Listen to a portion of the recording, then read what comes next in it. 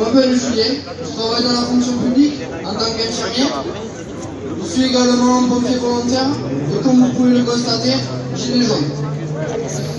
Si j'ai choisi de rejoindre ce mouvement, c'est parce que je constate que d'année en année et impuissant, le niveau de vie et la qualité de vie des Français baissent, de tous les Français. Je constate également que les acquis sociaux gagnés par nos aînés, je pense à la sécurité sociale, au droit du travail, aux services publics, sont démantelés. Les grandes entreprises qui ont fait notre fierté nationale, la SNCF, les autoroutes, et maintenant les aéroports de Paris, les barrages d'EDF, et bien d'autres entreprises sont vendues à la découpe, à des privés pour qu'ils en tirent des bénéfices. Et face à la colère que ça peut engendrer, nous avons des dirigeants qui y sont indifférents et qui aujourd'hui frisent le mépris. Si je prends la parole aujourd'hui au nom des Gilets jaunes, c'est simplement pour me faire leur porte-voix. Et comme je ne voudrais pas les décevoir en oubliant certaines choses qu'ils ont à vous dire, je vais me permettre de lire. Et ça commence très mal parce que je n'ai pas imprimé le bon discours. Mais ça fait 5 mois qu'on improvise, alors on va continuer. Bravo!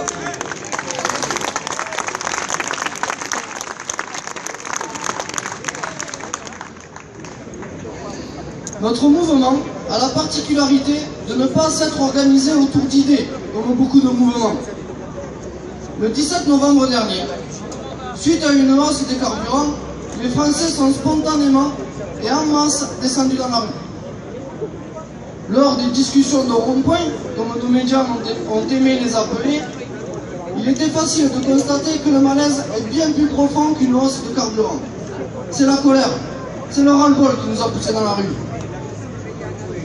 Cette spontanéité a été notre force de départ, mais rapidement notre faiblesse. Nous n'avions pas clarifié nos revendications, nous n'étions pas encore structurés pour les défendre. Celle du 29 novembre 2018, envoyée aux députés et à la presse, ne nous avait pas été transmise localement. Et étant au début du mouvement, nous avions besoin de nous les approprier. Cette faiblesse de départ, associée à l'usure et à la médiatisation de la violence, réelle ou non, sont responsables de la perte de beaucoup de nos membres. Malgré cela, et une répression policière et judiciaire sans précédent, nous avons tenu 5 mois. Et nous sommes toujours là. Si Macron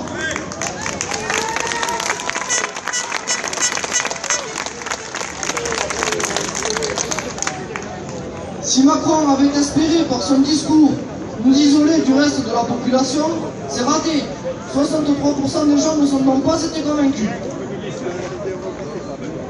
Durant 5 mois, les Gilets jaunes ont réfléchi leurs actions pour leur donner un sens. Se sont définis comme apartisans et non apolitiques. Se sont organisés, et ce dans chaque ville. Sur la journée, nous avons choisi de nous organiser en différents groupes de travail répondant chacun à un besoin du mouvement. Nous nous sommes basés sur le fait qu'un mouvement repose sur 3 piliers. La visibilité tout d'abord, ce qu'on voit du mouvement. Le devenir, ce que l'on veut en faire. Et la vie du mouvement, comment lui permettre d'exister. Pour la visibilité, nous avons le groupe Cabane, c'est un peu notre QG, c'est là où on stocke le matériel, là où on se réunit, là où on se retrouve. Nous avons le groupe Point Mobile, qui est un groupe qui investit chaque samedi une ville différente pour pouvoir porter nos informations et communiquer. Nous avons également le groupe Action. Pour le devenir, nous avons 2 groupes de travail. 2 groupes de travail distincts au départ. Le groupe Revendication, qui a travaillé sur nos revendications immédiates, ce que nous voulons tout de suite. Et nous avons ensuite le second groupe, le groupe RIC, dont vous avez sans doute entendu parler, qui a longuement travaillé et dont les travaux aujourd'hui sont aboutis. Ils en sont à la départementalisation de ces travaux-là. Aujourd'hui, ces 2 groupes de travail tendent à se regrouper pour former ce qu'on appellera un atelier citoyen, où chacun puisse s'exprimer. Pour la vie du mouvement, nous avons aussi 2 groupes. Un groupe de communication qui s'occupe de gérer les réseaux sociaux, de gérer les mails, les numéros de téléphone, d'imprimer et de fabriquer notre journal. Et nous avons aussi un groupe logistique pour que nous puissions exister. Nos revendications, elles sont nombreuses. Mais elles répondent à 4 besoins. Tout d'abord, le besoin de justice sociale et fiscale. Le besoin de pouvoir d'achat, de vivre décemment et de vivre dignement. Le besoin d'écologie et le besoin d'une démocratie participative pour que nous soyons acteurs de notre avenir.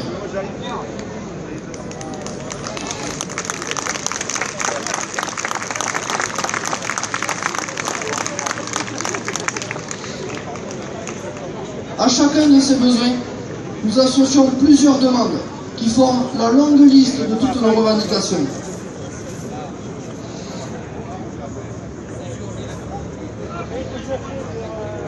Vous êtes sans doute surpris de voir un gilet jaune au micro, ici, maintenant. Sachez que nous aussi, nous sommes vraiment contents de pouvoir nous exprimer à vos côtés, en gardant notre identité de gilet jaune. Au départ du mouvement, une grande méfiance s'est installée de la part des gilets jaunes vis-à-vis des syndicats. Tout d'abord, la peur de récupération. Nous n'étions pas solides, nous étions encore fragiles. Il y a également eu le sentiment d'abandon lié à la grève des poids lourds qui n'a duré qu'un seul jour. Peut-être y a-t-il eu aussi une méfiance des syndicats vis-à-vis de nous. Mais 5 mois après, nous voilà à vos côtés. 5 mois aura peut-être été le temps nécessaire pour que nous comprenions la différence qu'il y a entre les très hautes directions syndicales et les syndiqués, militants engagés du terrain qui se battent, vous.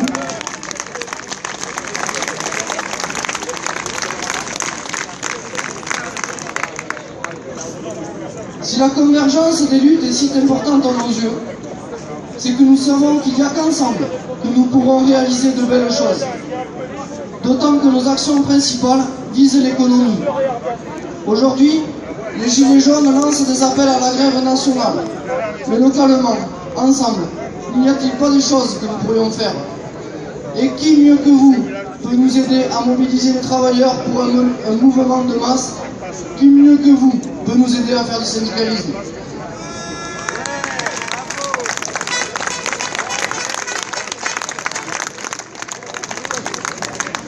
J'ai entendu les discours des différents syndicats.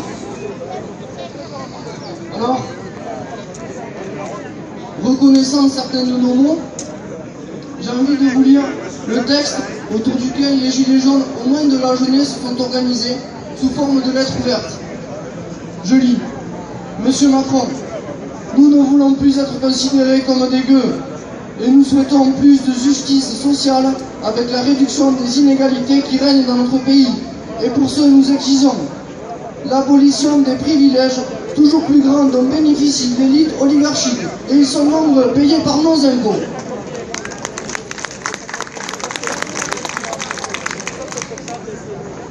Nous voulons également mieux vivre.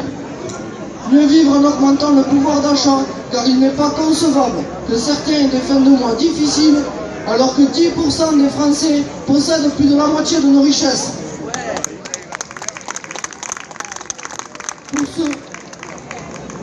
Pour ce, nous exigeons la baisse des taxes sur les produits de première nécessité, dont les énergies et les carburants font partie, mais aussi une augmentation du SMIC, des salaires, des retraites, des minima sociaux, des allocations adultes handicapés, leur indexation sur l'inflation, et nous refusons la retraite à points.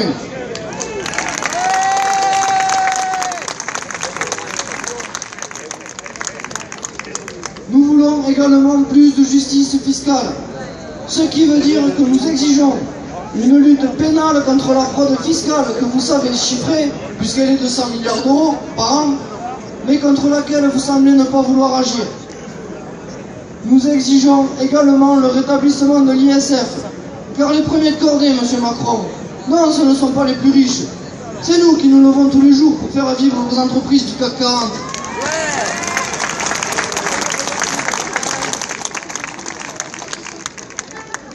Et nous souhaitons l'annulation du CICE pour ces petites entreprises qui n'en ont pas besoin et qui redistribuent grassement les montants entre les actionnaires au lieu d'utiliser ces fonds pour l'emploi comme il a été promis. Carrefour, c'est 2 milliards de CICE. La part reversée aux actionnaires, 2 milliards, soit la totalité. Et en une année, c'est 40 milliards de CICE distribués au total.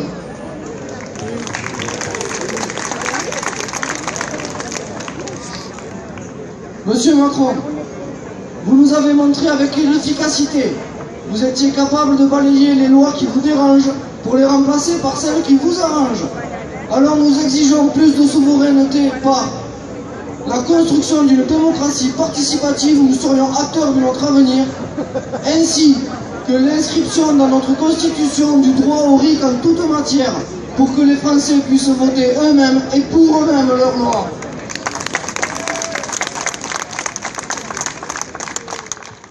Tout ceci, nous le voulons pour nous, ainsi que pour l'avenir de nos enfants. Et bien entendu, nous ne pouvons pas parler d'avenir pour les générations futures sans parler du climat et de l'environnement. Et là aussi, il y a beaucoup à faire. Nous demandons, avec les étudiants et les lycéens, la déclaration de l'état d'urgence climatique et le respect des engagements de la COP21, ainsi qu'une lutte contre l'obsolescence programmée qui pousse à un gaspillage considérable.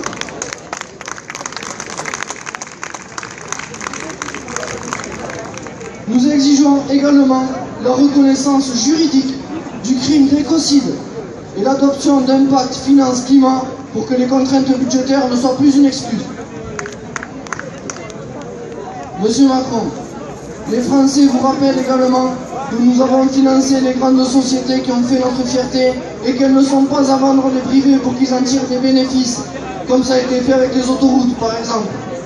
Et ce, tout comme les lignes de chemin de fer, les barrages, les aéroports de Paris, la Française des Jeux. Les Français ne veulent pas non plus que leurs femmes lors d'une maternité soient en danger, parce que vous avez supprimé les centres hospitaliers ou que vous en réduisez drastiquement les moyens financiers et humains.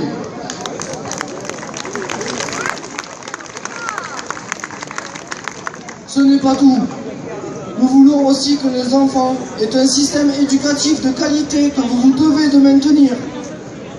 Alors non, Monsieur Macron, notre pays, nos entreprises et nos services publics ne sont pas à vendre et encore moins à brader.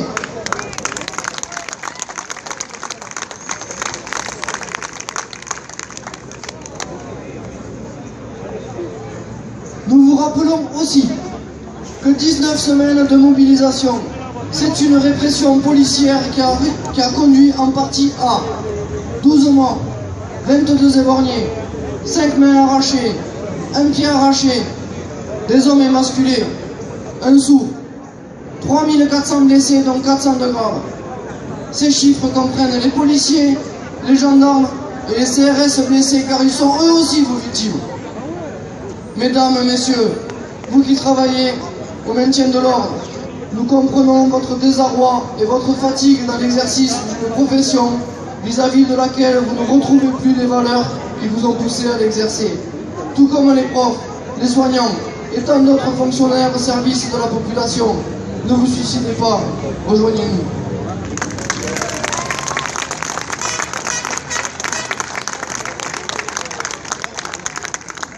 Monsieur Macron, que ne comprenez-vous donc pas?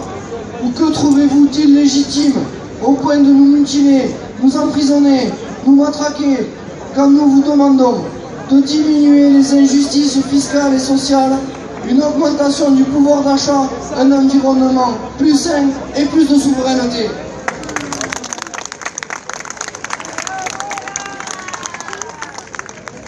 Non, les Gilets jaunes ne sont pas un groupe de Gaulois réfractaires, alcooliques, illettrés, désorganisés, mais bel et bien le peuple que vous êtes censé représenter, mais qui aujourd'hui se sent complètement oublié de votre politique, qui n'a de cesse d'enrichir les plus riches et d'appauvrir tous les autres. Bravo.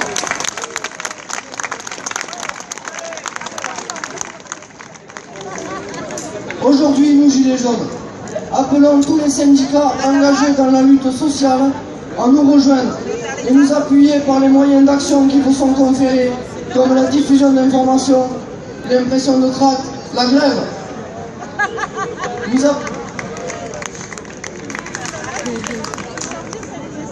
Nous appelons également les forces de l'ordre à nous soutenir, car il s'agit aussi de vous et de vos familles dont nous parlons.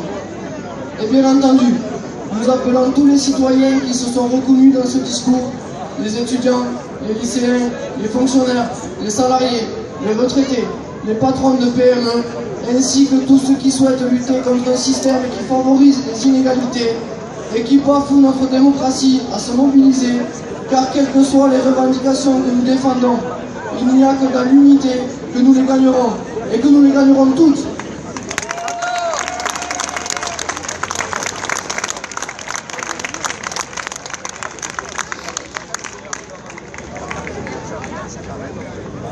Nous remercions très chaleureusement tous les militants de la CGT et de la FSU qui nous ont invités à prendre notre place dans cette manifestation en espérant qu'il s'agisse là d'un début de partenariat.